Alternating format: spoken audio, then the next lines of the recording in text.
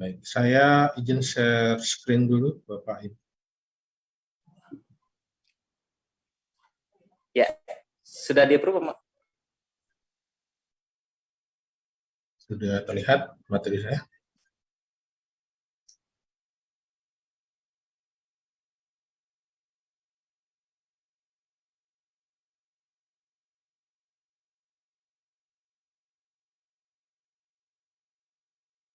Sudah terlihat, Mas, ya, materinya, Mas?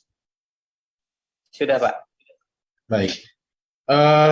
Baik, mohon izin saya akan segera mulai berbagi ya pada pagi hari ini, pada siang hari ini. Tadi sudah banyak disampaikan oleh senior saya dari Badan Narkotika Nasional Republik Indonesia, Pak Dik. Baik, Bapak Ibu, sedurungnya titiang jagi matur ngiring, sarang-sarang resti bakti regede sangyang widiwasa, ide betara-betari, mugi napi sani jagi kapti yang memargi antar sida-sida dingdon melarapan atau panganjaliman. Om Swastiastu. Assalamualaikum warahmatullahi wabarakatuh. Shalom, namo buddhaya, salam kebajikan, salam sejahtera bagi kita semua, salam sehat tanpa narkoba. Izinkan sebelum saya mulai kepada materi, izinkan saya menyampaikan satu buah pantun untuk Bapak Ibu yang terhormat. Nenek tua tak punya gigi, sangat unik cara mengunyahnya. Saya ucapkan selamat pagi, salam hangat untuk Bapak Ibu semuanya. Terima kasih. Baik, tadi sudah banyak disampaikan oleh Pak Didik, jadi saya hanya akan menampilkan beberapa slide saja untuk sebagai pemantik seperti itu.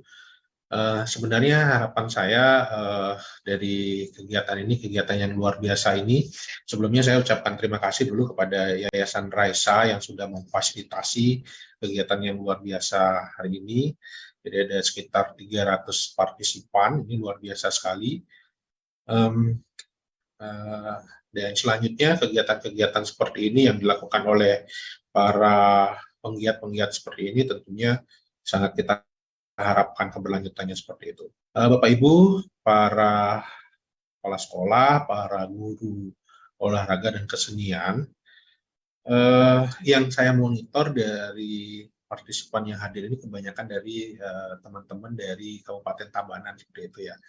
Denpasar tidak begitu banyak saya lihat, tapi kalau kami di Kota Denpasar sejatinya sebelum COVID itu sudah menyentuh hampir semua sekolah dasar, SMP maupun SMA. Jadi karena kami di Kota Denpasar ada BNN-nya, jadi kami bisa melaksanakan sosialisasi langsung datang ke sekolah-sekolah seperti itu. Hampir semua sekolah yang ada di Kota Denpasar sudah kami sentuh.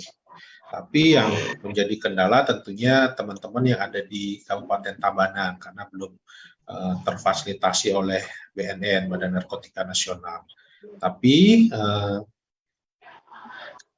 tidak perlu berkecil hati karena zaman sekarang sudah canggih, kita juga sudah difasilitasi kegiatan-kegiatan seperti ini, dan kami juga dari BNN Kota Denpasar sesuai dengan sesuai dengan arah kebijakan dari Kepala BNN Republik Indonesia, Bapak Petrus Renha Kulose. Beliau ada menawarkan atau melaksanakan 3 kebijakan. Yang pertama itu ada soft power, Bapak Ibu. Soft power itu adalah melaksanakan sosialisasi seperti ini, menggunakan penyuluhan, melaksanakan kegiatan-kegiatan seperti menyanyikan Mars BNN, pemecahan rekor muri yang baru saja kita laksanakan, serangkaian hari ulang tahun BNN Republik Indonesia yang ke-21, kami, Bapak Kepala BNN RI, melaksanakan kegiatan pemecahan rekor muri dengan menyanyikan Mars BNN dengan peserta terbanyak, itu ada 3.600.000 orang di seluruh Indonesia. Terus ada kegiatan seperti kesenian dan juga termasuk kegiatan yang dilaksanakan oleh Yayasan Raisa kali ini dengan mengadakan senam, ini juga termasuk salah satu bagian dari soft power BNN. Berikutnya yang kedua adalah hard power. Hard power itu adalah kalau sudah tidak bisa dibina, para penyalahguna itu kalau sudah tidak bisa dikasih tahu, kalau sudah tidak bisa dicegah, ya terpaksa kalau tidak bisa dibina kita binasakan, yaitu dengan cara ditangkap, dihukum seberat-beratnya seperti itu. Oke, jadi ada soft power, ada hard powernya. Dan satu lagi adalah ada yang namanya smart power. Jadi berkaca dengan kejadian COVID-19 kemarin, di mana kita tidak bisa melaksanakan kegiatan tatap muka, jadi kita harus merubah kebiasaan kita. Jadi kita bertemunya secara virtual. Nah, kami juga menindaklanjuti kebijakan dari pimpinan, sudah menyiapkan beberapa materi-materi, baik itu dari materi SD, SMP maupun SMA, agar tidak terputus ini informasi-informasi terkait dengan bahaya dan penyalahgunaan narkoba. Nah, untuk itu kami mohon kepada Bapak Ibu, karena di Kabupaten Tabanan belum ada BNN-nya, dan yang terdekat itu ada di BNN Kabupaten Badung. Nah, mungkin sekali waktu jika berkenan Bapak Ibu mengadakan penyuluhan secara tatap muka, jadi silahkan bisa menghubungi rekan-rekan saya di Kabupaten Badung. Tapi kalau masih terkendala jarak dan lain sebagainya, Bapak Ibu bisa mendapatkan materi tentang bahaya penyalahgunaan narkoba ini di akun media sosial kami. Jadi kami mempunyai akun media sosial, itu ada Instagram, ada YouTube, ada Facebook, seperti itu. Banyak sekali informasi-informasi yang bisa Bapak Ibu dapatkan. Utamanya untuk materi penyalahgunaan narkoba, baik itu tingkat SD maupun SMP, Bapak Ibu silahkan mengakses YouTube kami. Silahkan mengakses YouTube kami, ada di info BNN Kota Denpasar. Nanti silahkan di searching saja info BNN Kota Denpasar, dicari penyuluhan penyalahgunaan narkoba MPLS SMP, penyuluhan penyalahgunaan narkoba SD, seperti itu. Jadi silahkan sesuai dengan sesuai dengan tingkat sekolah Bapak Ibu, silahkan menonton dan diputarkan kepada anak didiknya, bisa diputarkan video yang sudah kami buat itu. Jadi itu bisa jadi satu solusi sementara di BNN Kabupaten Tabanan masih sedang didorong kepada Bapak Bupati untuk bisa ada BNN di Kabupaten Tabanan.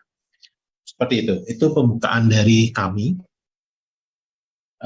Bapak Ibu yang kami hormati, para kepala sekolah, para guru olahraga dan kesenian yang sudah berkenan hadir pada pagi hari ini. Permasalahan narkoba seperti yang sudah disampaikan oleh Pak Dik tadi itu adalah permasalahan yang cukup memprihatinkan ya. Baru-baru ini kita dengar ada siswa SMP di Kabupaten Purwakarta, ya kalau tidak salah, di Kabupaten Purwakarta. Siswa SMP ini tidak hanya sebagai penyalahguna saja, tapi siswa ini sudah masuk dalam kategori sebagai pengedar, dan barang buktinya itu tidak sedikit, tapi lumayan banyak. Nah, ini cukup memprihatinkan kita. Jadi narkoba itu tidak hanya menyasar orang-orang dewasa, orang-orang yang sudah bekerja, tapi juga sekarang sudah mulai menyasar kepada lingkungan anak-anak usia dini. Perlu Bapak Ibu ketahui, Niki, kita nanti lebih banyak diskusi nih, karena waktu 45 menit saya pikir tidak akan cukup secara detail saya menjelaskan tentang bahaya dan dampak buruk penyalahgunaan narkoba. Sekali lagi, kalau yang detailnya nanti bisa diakses di media sosial kami, Bapak Ibu. Kalau ada yang ingin bertanya, silahkan raise hand, atau silahkan bisa langsung open mic-nya. Oke, baik, saya ulangi. Kenapa para bandar itu sekarang lebih banyak menyasar anak-anak usia dini? Ada beberapa alasan. Yang pertama, anak-anak usia dini itu masih lugu. Dia masih saat ini sedang mencari jati dirinya. Kalau kita bahasa kerennya, mereka sedang kepo-keponya, sedang ingin tahu. Nah, narkoba ini sekarang banyak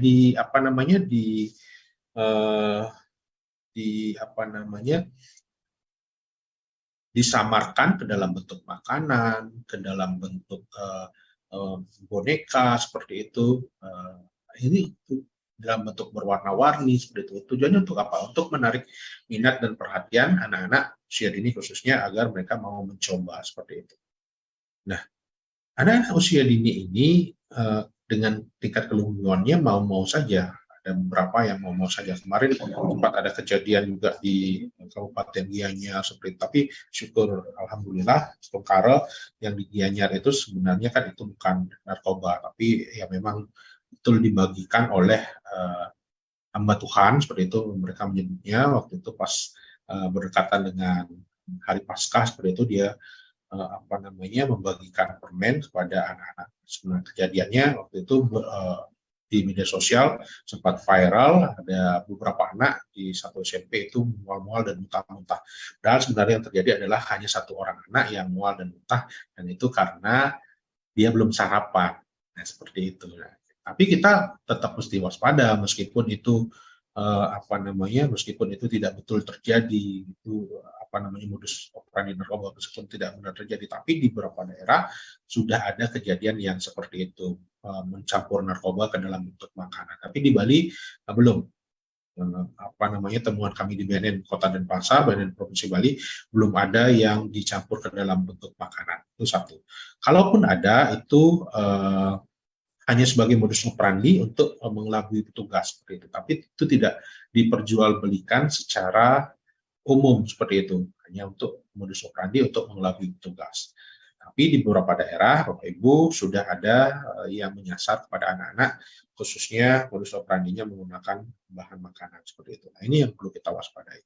Itu yang pertama, anak masih lugu dan dia masih ingin tahu, jadi para bandar itu mudah untuk menyasar anak-anak. Yang kedua, modus operandi para bandar ini kenapa menyasar anak-anak usia dini ini adalah pertama kali diberikan secara gratis. Yang kedua juga diberikan secara gratis. Yang ketiga, kalau dia sudah kecanduan, sudah ketagihan, dia diharuskan untuk membayar. Diharuskan untuk membayar. Keempat kali diharuskan untuk membayar. 1-2 kali dia membayar masih bisa. Mungkin dia berbohong kepada orang tuanya, uang sekolahnya dipakai untuk membeli narkoba.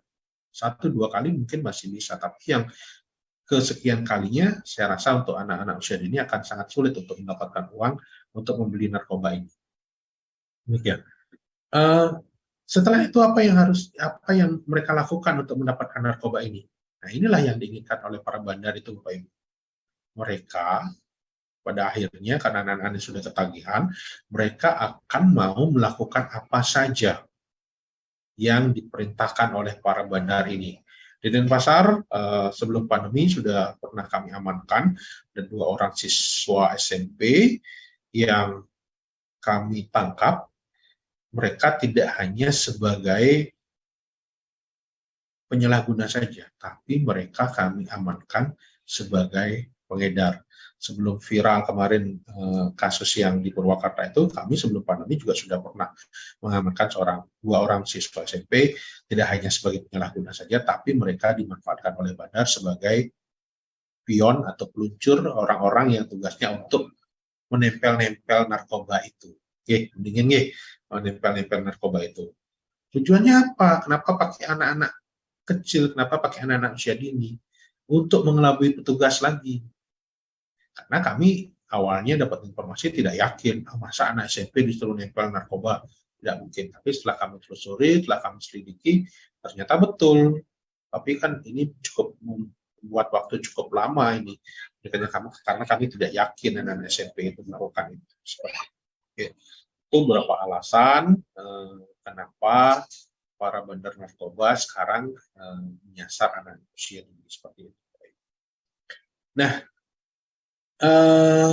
itu kenapa harus kita bersama-sama, kenapa kegiatan penyuluhan penyalahgunaan narkoba ini harus dilakukan dari sejak usia dini, karena beberapa alasan tadi yang saya sebutkan itu. Makanya sekali lagi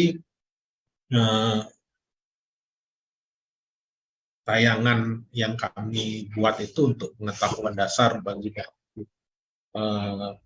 pengajar ini untuk tahu dasarnya jenisnya sabu seperti apa, jenisnya ganja seperti apa, bagaimana ciri-cirinya kalau orang pakai narkoba, pengetahuan dasar itu paling tidak harus Bapak Ibu ketahui. Oke, oke seperti itu. Nah, berikutnya saya ingin berbicara sedikit tentang yang lagi viral juga nih. Yang viral itu ada yang namanya vape. Bapak Ibu tahu ya vape ya, rokok elektrik itu ya. Oke, saya coba apa namanya dari admin bisa dibantu saya untuk saya sendiri ya. Saya apa namanya dari tadi terlalu bersemangat, mohon izin Ampura Dahat Niki terlalu bersemangat untuk memberikan sosialisasi karena apa namanya terpantik dari senior saya Pak Dik sampai lupa memperkenalkan diri. Padahal banyak dari rekan-rekan yang hadir hari ini banyak teman-teman baru nih. Saya mohon izin sebelum saya lanjutkan, saya mohon izin memperkenalkan diri dulu. Ampura Niki, nama Tian Putuson Kurniawan dari BNN Kota Denpasar. Kebetulan yang bertugas sebagai subkoordinator P2M, pencegahan dan pemberdayaan masyarakat, yang hubungannya dengan penyuluhan, dengan sosialisasi, monitoring bidang titiangge, kita ada nomor handphone yang bisa dihubungi. Surrounding Benyang Pungkur, siapa tahu selanjutnya setelah temuan ini ada yang ingin didiskusikan seperti itu, silahkan Bapak Ibu. Silakan bisa kita lanjutkan diskusinya nanti di apa namanya di chat seperti itu ya. Karena ini pengalaman, saya bercerita pengalaman sedikit Bapak Ibu. Setelah biasanya saya melakukan penyuluhan seperti itu di Banjar, di ibu-ibu PKK, di masyarakat seperti itu, saya seringkali mendapat telepon balik. Tapi teleponnya tidak besoknya, tidak lusanya, tidak seminggunya. Kadang 6 bulan kemudian baru saya ditelepon di WA seperti itu. Saya udah lupa nih sama yang bersangkutan. Biasanya yang bersangkutan WA, saya pernah mendapat sosialisasi Bapak sekitar beberapa bulan yang lalu di tempat ini. Biasanya saya itu dihubungi itu adalah biasanya apa ya, mendiskusikan tentang ada kerabatnya atau ada saudaranya yang terindikasi sebagai penyalahguna narkoba. Ya. Karena saya di setiap penyuluhan pasti saya sampaikan kalau ada yang terindikasi, ayo kita laporkan. Lapornya kemana? Lapornya ke BNN, bukan ke institusi lain, Bapak Ibu. Bukan ke polisi atau bukan ke institusi ke TNI, bukan ke institusi lain. Kenapa harus ke BNN? Karena kalau lapornya ke BNN, yang pertama tidak akan kita proses hukum. Tidak akan kita proses hukum. Tidak akan kita penjarakan. Saya ulangi, kalau melapornya ke BNN, tidak akan kita proses hukum, tidak akan kita penjarakan. Tapi akan kita obati, akan kita rehabilitasi. Akan kita rehabilitasi. Terus berikutnya, rehabilitasi di BNN itu gratis, tidak dipungut biaya, tapi rehabilitasinya gratis. Khususnya rehabilitasinya di BNN. Nah, ini keuntungannya, kita saya sarankan kalau ada yang terindikasi, keluarga Bapak Ibu di rumah yang menggunakan atau menyalahgunakan narkoba, daripada ditangkap kepolisian, daripada ditangkap sama BNN, lebih baik ngiring kita laporkan. Ampura niki, baru 2 hari yang lalu kami pengembangan mengamankan 1 orang tersangka dan apa namanya asalnya dari Kabupaten Tabanan. Ini serius, saya tidak berbohong. 2 hari yang lalu kami menemukan 1 orang tersangka dari Kabupaten Tabanan. Tapi TKP-nya memang kita tangkap di Kota Denpasar, tapi pengembangannya sampai di rumahnya di Kabupaten Tabanan. Apa namanya tepatnya dari mana tidak akan saya. Oke, Bapak Ibu, silakan jika berkenan, silakan dicatat nomor titian, itu sudah tercantum. Kalau ada yang ingin diskusi selanjutnya, kami persilahkan dengan senang hati. Tidak usah takut-takut, sekali lagi tidak akan kita proses hukum selama itu Bapak Ibu keluarga yang melaporkan.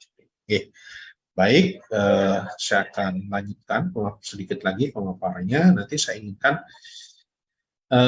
Bapak Ibu banyak berdiskusi. Sedikit saja, kenapa narkoba itu membuat kecanduan atau ketagihan. Bapak Ibu niki di layar Bapak Ibu ada gambar niki gambar otak nih, kenapa niki agak apa namanya berubah niki jadinya. Ini gambar bagian dari otak. Nah, di dalam otak kita itu ada berbagai macam susunan sel saraf otak. Ada beribu-ribu susunan saraf otak. Salah satunya adalah yang namanya sirkuit reward. Pernah dengar? Mungkin ada yang berapa yang pernah dengar. Nah, sirkuit reward itu adalah fungsinya adalah mencatat segala hal-hal yang menyenangkan. Sirkuit reward itu tugasnya adalah mencatat segala hal-hal yang mengasihkan. Saya ambil contoh, Pak Made Cakra bisa open mic sebentar, Pak Made Cakra, atau mic-nya di close dari ini ya, dari panitia ya, Pak Made Cakra. Ini yang Nggih, Pak Made dari sekolah mana Pak? dari SD Triamarta Tabanan. Tabanan Pak G dari SD Triamarta Tabanan. Pak Made, saya mau tanya, Pak Made suka ngajeng biguling nggak? Lumayan suka. Lumayan suka Pak ya. Nggih, Yang paling jauh biguling di mana Pak Made pernah makan? Yang paling jauh? paling jauh di Kenyeri, Denpasar. Oh, di Kenyeri, oke. Nggih, Itu sebelah rumah saya tuh Pak. Oh, nggih. Oke, ya betul. Yang di Ratna Pak, sebelahnya di Kenyeri juga. Pak Made Nggih. tinggalnya di mana Pak? Di Tabanan Pak? Di Tabanan di Sanggulan. Oh, di Sanggulan. Sanggulan. Oke. Nggih. Baik, di DPR nih Pak G. Nggih, belakang. Oke, Pak Made, apa namanya, makan biguling yang ada di Kenyeri. Enak Pak? Kalau saya senang pasti enak nih Pak. Nggih. Oke, baik. Pak Made, Bapak Ibu suka makan babi gulingnya di Kota Denpasar, cukup jauh nih. Sudah berapa kali pernah ke sana Pak ya? Sudah lebih dari 1 kali Pak ya? Lebih. Oke, baik. Itu artinya sirkuit reward-nya Pak Made mencatat bahwa biguling yang ada di Jalan Kenyeri itu enak. Dicatat sama sirkuit reward Pak. Baik, terima kasih Pak Made. Ibu-ibu nih, ibu-ibu biasanya, ibu-ibu ada yang suka makan rujak nggak? Biasanya kalau lihat postingan di Instagram, di media sosial itu ada punya posting rujak, apalagi yang ada tabio merah-merahnya itu, ibu ya, biasanya langsung ngeces kita ya, langsung keluar air liurnya ya. Nah itu karena apa? Karena sirkuit reward kita mencatat bahwa kalau makan rujak itu menyenangkan. Sama juga halnya kalau kita pas Valentine ada yang ngasih coklat, pasti kita berbunga-bunga, senang kita. Karena apa? Dicatat sama sirkuit reward bahwa coklat itu menyenangkan.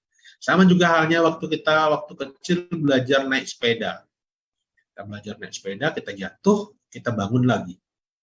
Kita jatuh, terluka, nggak apa-apa, nggak masalah. Kita naik sepeda lagi. Dicatat sama sirkuit reward bahwa naik sepeda itu. Oke. Begitu juga halnya dengan pada saat kita menggunakan narkoba. Kalau tubuh ini, otak ini sudah cocok sama narkoba yang kita gunakan itu, maka kesenangan narkoba itu akan dicatat sama sirkuit reward. Tapi makan biguling, makan rujak, makan coklat, kalau makan biguling, kalau kebanyakan apa yang akan terjadi? Paling asam urat Pak ya, atau kolesterol. Kalau makan rujak, kalau kebanyakan diare. Kalau makan coklat, kalau kebanyakan paling radang tenggorokan. Kalau makan narkoba, kalau kebanyakan apa yang akan terjadi? Seperti yang disampaikan sama Pak Dik tadi, ada 3 tempat yang kita tuju: rumah sakit jiwa, penjara, atau Mordeng Acintil, kesetre, seperti itu Pak ya. Oke, ada 3. Sirkuit reward tugasnya hanya mencatat segala hal-hal yang menyenangkan. Sirkuit reward tugasnya mencatat segala hal-hal yang mengasihkan. Sirkuit reward tidak bisa membedakan mana yang baik, mana yang tidak baik. Sirkuit reward tidak bisa membedakan mana yang melanggar hukum, mana yang tidak melanggar hukum. Itu kenapa kalau saran saya jangan pernah mencoba yang namanya narkoba ini. Karena sekali saja kita mencoba, selamanya narkoba itu akan dicatat oleh sirkuit reward kita. Oke, baik, kita akan lanjutkan ke materi satu lagi, yang rasa cukup penting, karena waktunya terbatas. Sekali lagi, Bapak Ibu, saya mohon maaf sekali lagi nanti semua yang saya sampaikan ini sudah saya sampaikan di media sosial kami. Oke. Dan ini juga sedang viral ya beberapa bulan ini. Siapa yang tidak tahu vape atau rokok elektrik? Hampir semuanya kita pernah tahu yang namanya vape atau rokok elektrik. Bahkan mungkin di antara kita yang hadir saat ini mungkin ada yang sedang menggunakan ini. Tapi tidak apa-apa, saya tidak sedang tidak sedang stop menggunakan ini, tidak sedang seperti itu. Tapi kalau mengasih penyuluhan ke anak-anak, pasti saya sampaikan, jangan pernah mencoba ini. Kenapa? Saya ingin apa yang saya sampaikan sekarang ini, tolong ini disampaikan kepada anak-anak, Bapak Ibu. Selain karena kasus yang viral beberapa waktu belakangan ini, saya ingin sampaikan beberapa bahayanya vape. Oke. Vape ini terbuat dari besi. Di layar Bapak Ibu kelihatan apa yang saya tampilkan. Vape ini terbuat dari besi, ya. Besi ini terdiri dari rangkaian-rangkaian logam. Oke, sebentar. Sorry. Saya ulangi Bapak Ibu, vape ini terbuat dari besi. Kalau Bapak Ibu bisa melihat saya, bisa melihat apa yang saya tampilkan di depan Bapak Ibu. Ini vape ini saya dapatkan dari seorang anak, di mana saya sebelum COVID, sekitar 4 tahunan yang lalu, saya datang ke sekolah-sekolah SD, seperti itu, saya selalu menampilkan materi ini. Saya tanya sama adik-adik saya, anak-anak SD itu, di antara kalian ada nggak yang sudah pernah merokok?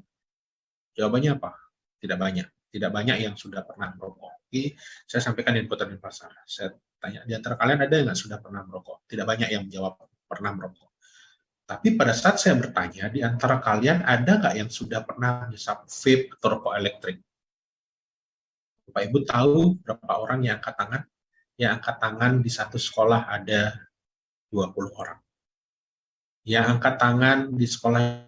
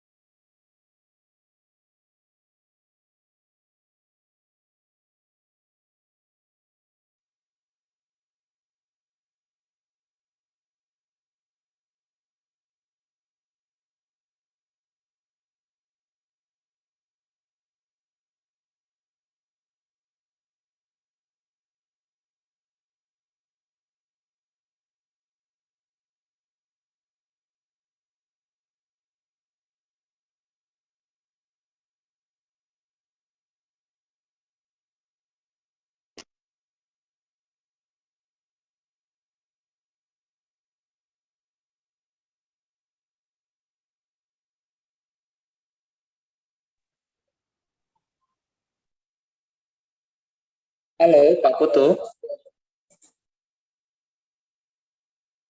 Pak Putu.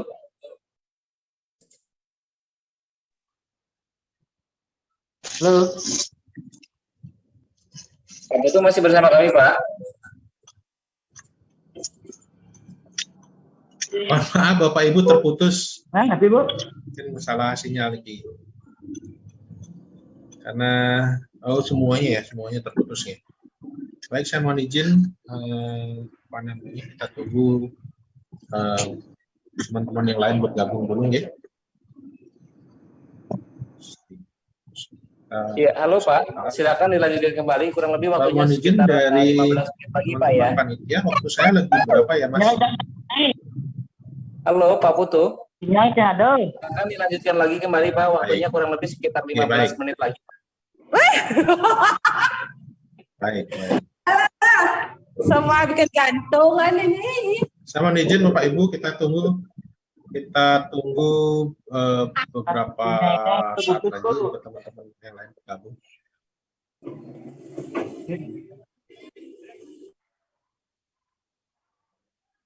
Suaranya ya hapus nih.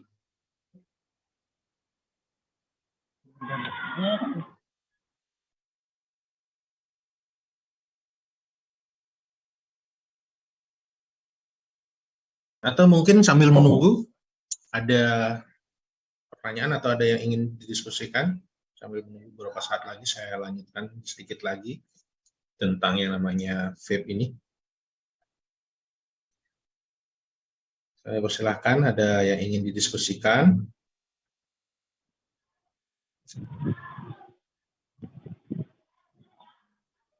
Coba ulang tadi Pak, pemaparan yang tadi. Oke, nanti kita ulang Pak ya. Kita masih menunggu sekitar beberapa rekan-rekan lagi, karena tadi sepertinya terputus sinyalnya Pak ya. Saya akan ulangi. Ya, itu ya.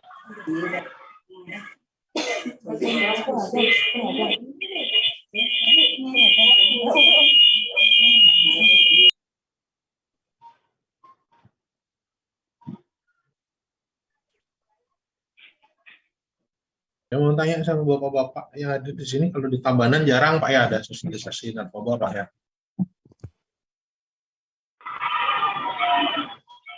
Jarang. Jarang Pak ya. Baik. Ya nanti bisa buka-buka YouTube kami Pak ya. Jangan lupa kami mohon dukungan subscribe-nya Pak ya.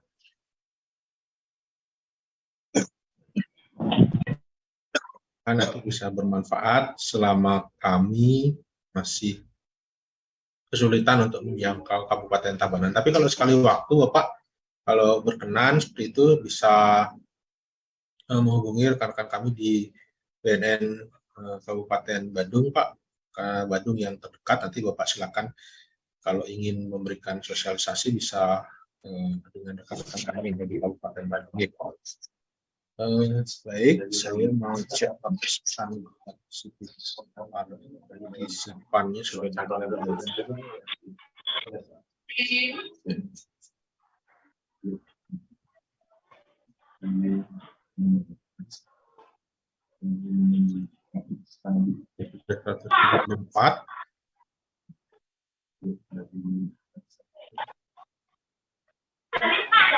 Ya, jadi ya. Ya, jadi ya. Kalau belum ditunggu 2 menit lagi nih, 2 menit lagi supaya mencapai angka 200 nih, supaya tidak ketinggalan yang lainnya nih. Lanjut aja Pak, lanjut. Lanjut Pak ya, baik. Saya lanjutkan sudah 175 partisipasi. Baik, saya akan ulangi Bapak Ibu, kepala sekolah, guru pendidikan olahraga dan kesenian. Saya ingin menyampaikan sekali lagi yang sedang viral sekarang, yaitu adalah penyalahgunaan narkoba pada rokok elektrik. Ini yang ada di depan layar Bapak Ibu adalah vape model jadul, sama seperti tayangan yang saya sampaikan di PowerPoint. Ini vape model jadul. Ini saya dapatkan dari seorang siswa yang waktu itu bawa vape-nya ke sekolah. Jadi dia bawa vape-nya ke sekolah. Jadi waktu itu setelah saya berikan paparan materi seperti itu, dia tampaknya ketakutan dan dia serahkan vape ini kepada saya. Waktu itu saya tanya, kamu dapat vape dari mana, Dik? Bapak Ibu tahu jawabannya dari mana? Ternyata ada seorang siswa yang mengatakan dia dapat dari teman-temannya. Itu kebanyakan alasan dari siswa-siswa itu adalah dapat dari teman-temannya atau kakak-kakaknya yang lebih dewasa seperti itu. Nah, tapi yang ini, yang saya dapatkan ini, saya tanya waktu itu, kamu dapat vape ini dari mana, Dik? Ternyata dia beli vape ini, Bapak Ibu. Saya tanya, kamu beli vape-nya berapa? 1 juta. Waktu itu harga vape-nya masih sedang tinggi-tingginya. Baru-baru keluar vape itu, ini harga yang model jadul seperti ini dulu harganya 1 juta rupiah kurang lebih. Kamu anak SD dapat uang dari mana dapat bisa beli vape ini? Saya punya tabungan, Kak. Dengan gagah berani dia menjawab seperti itu. Saya punya tabungan. Loh, kamu anak SD punya tabungan berapa bisa beli vape ini? Saya punya tabungan 300.000 katanya. Nah, terus sisanya kamu dapat uang dari mana? Ternyata dia curi duit ibunya untuk membeli vape ini. Ibunya seorang pedagang. Jadi dia gampang saja, dia hari ini datang ke warung ibunya, dia ambil 50. Besoknya dia datang ke warung ibunya lagi, dia ambil 100 lagi. Besoknya dia ambil 50 lagi. Dalam waktu seminggu, dia sudah bisa mengumpulkan uang 700.000 rupiah untuk menggenapkan tabungannya 300.000 rupiah. Dalam waktu seminggu, dia sudah bisa membeli vape. Bayangkan. Oke, itu ada ada beberapa pengalaman saya waktu sosialisasi ke SD seperti itu. Nah, sekarang saya ingin memberikan sedikit informasi kepada Bapak Ibu dan ini mungkin bisa diteruskan kepada siswa-siswinya. Vape ini, sekali lagi saya ulangi, vape ini terbuat dari besi. Ya. Vape ini terbuat dari besi. Besi ini terdiri dari rangkaian logam. Besi ini terdiri dari partikel-partikel logam. Kalau kita nge-vape, setiap hari besi ini kita masukkan ke dalam mulut kita. Nah, saya yakin kalau setiap hari ini dihisap, saya yakin partikel-partikel logam, rangkaian logam itu akan lepas dan akan masuk ke dalam tubuh kita. Besi adalah salah satu penular penyakit kanker yang paling utama. Saya ulangi, besi atau logam adalah salah satu penular penyakit kanker yang paling utama. Itu satu, Bapak Ibu. Berikutnya yang kedua, Bapak Ibu tahu liquid? Silahkan direspon saya, dijawab saya. Bapak Ibu tahu liquid cairannya vape nih kah? Tahu. Tahu Bapak yang rasa buah-buahan nih kah? Yang bisa mengeluarkan asap fogging nih kah? Baik, terima kasih yang sudah merespon. Siapa bilang liquid itu terbuat dari jus buah-buahan? Siapa bilang liquid itu terbuat dari sari buah-buahan?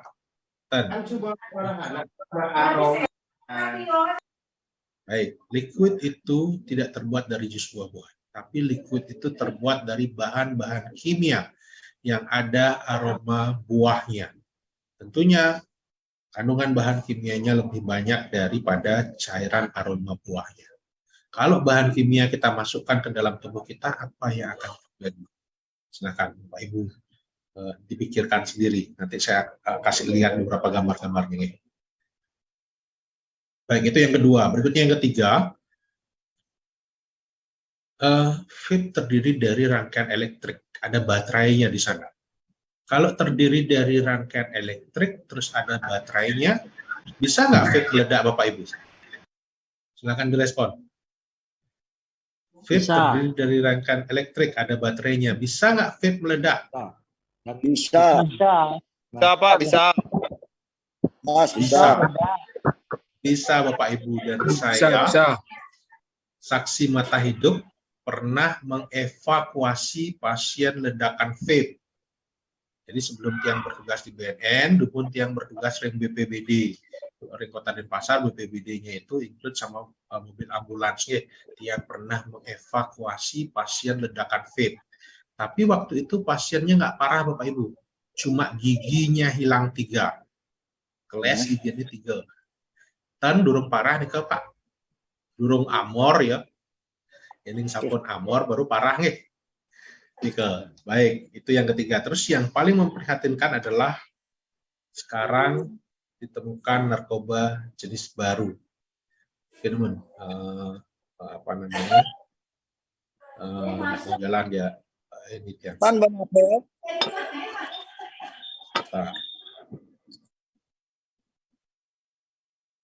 Sekarang ditemukan narkoba jenis baru namanya 4-CMC atau chloromethacatinona. Itu nama kimianya.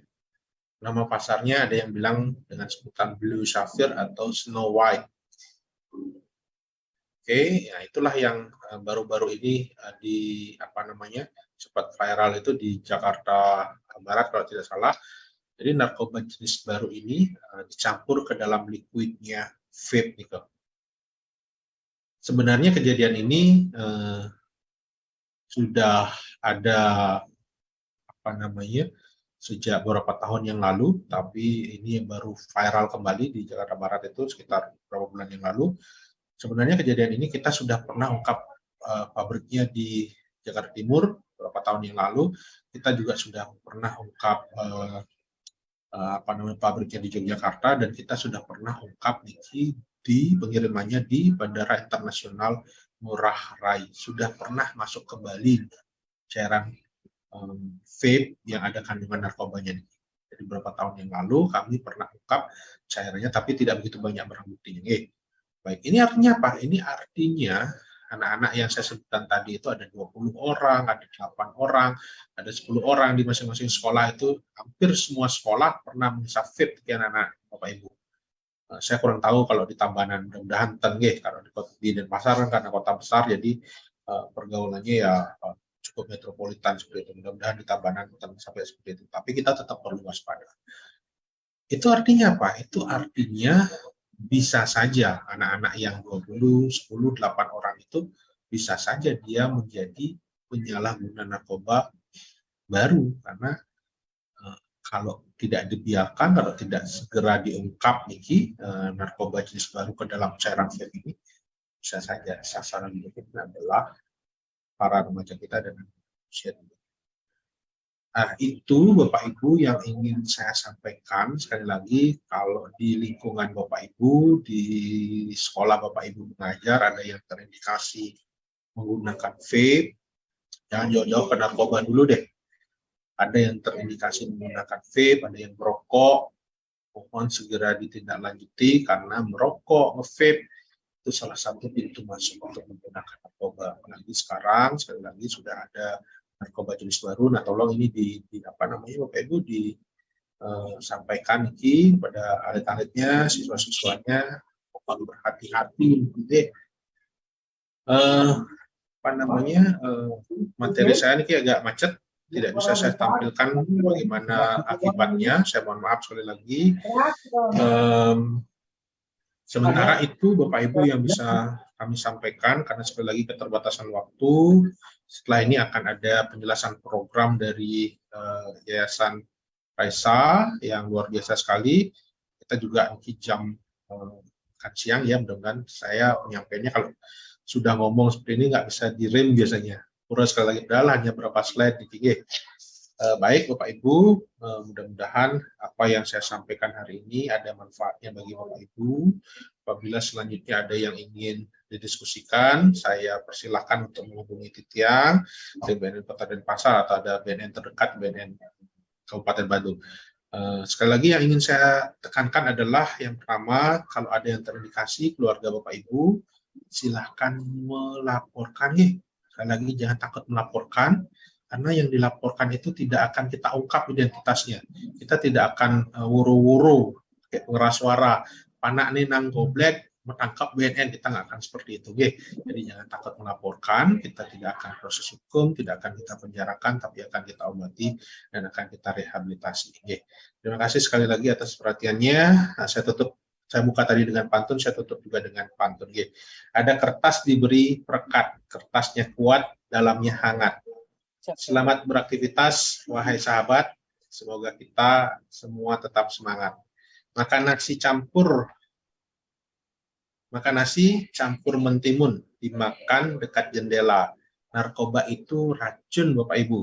Jangan pernah mencobanya sekalipun. Terima kasih atas perhatiannya. Saya tutup dengan Parama Santi. Om Santi Santi Santi Om. Assalamualaikum warahmatullahi wabarakatuh. Terima kasih. Iya, terima kasih Bapak Putus Kurnia.